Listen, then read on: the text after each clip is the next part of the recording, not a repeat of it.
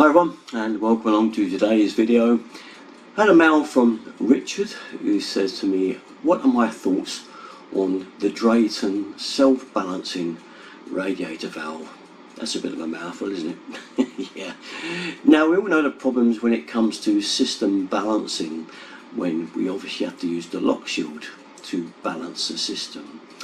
And using that lock shield means that when radiator valves, TRVs we're talking about, start to close and obviously they're up to temperature, then obviously more kind of flow pressure is put on the other radiators. So it's not quite as accurate as we might like it to be, is it? So as those radiators turn on and off and up and down with the TVR, so that flow pressure keeps alternating, doesn't it? So here is a rad valve that kind of puts paid to all that and gives you the correct flow pressure. Now this is supposed to save at least 8% on a heating bill. Well, yeah, they usually do say it's going to cost you, but it's going to get your money back later on. But the valves I've seen around are anywhere between £30 and £40, where you depends where you shop to get them. And if you say, for instance, you've got 9 radiators and a bypass rad, now you've got to actually get 10 radiators worth of these valves, because one of these valves also goes on the bypass radiator. Okay, so we're just saying you have 10 of these valves to get at £40 each. Doesn't take much to add up, does it? £400 for some radiator valves seems a lot of money, doesn't it? The lock shield's about £2 or £3. So it's got to do well to get your money back. So I really like your thoughts on these. Now I'm going to show you some pictures on the net of the valve and what it's supposed to do, how it sets up and all this kind of thing. So let's shoot over to the computer now. Here then, this type of thing I'm on about here, the Drayton valve. Here are the kind of fitting instructions and the setting up. Now as you can see, you have to have the size of the room and you have to have the BTU output of your radiator, which can all easily be worked out, and that means you set it then to the correct sizing of your rad and room, ready for it to get into action.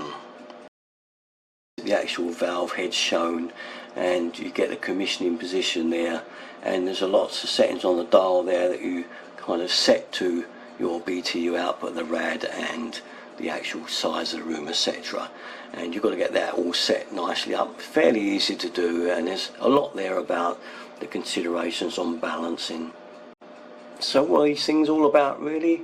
It's about balancing TVRs to always deliver the required flow rate and achieve the correct flow across all radiators. So as those TRVs are shutting and opening, they keep the same flow across them all, rather than getting a bit stronger every time a rad goes down and altering all the time as TVR balances are reached. But whether you're actually going to save a lot, I'm not really sure, but I'd be very interested on any of you that have got any of these. Now there's a lot of talk on there about valve authority, which is kind of like the amount of control of flow that you have through a radiator with, say, a lock shield even. You'll notice with a lock shield valve that when you do balance the system up with them, it's really only on that last full turn that it seems to actually make any difference. Once it gets past that, you notice it tends to be not really doing anything. It's like it's just full on. So it's kind of like a tiny little bit of adjustment at the bottom that actually adjusts that kind of flow rate that we're on about here. And this is the valve authority over the system, and this is kind of what this automatic valve is going to do for you.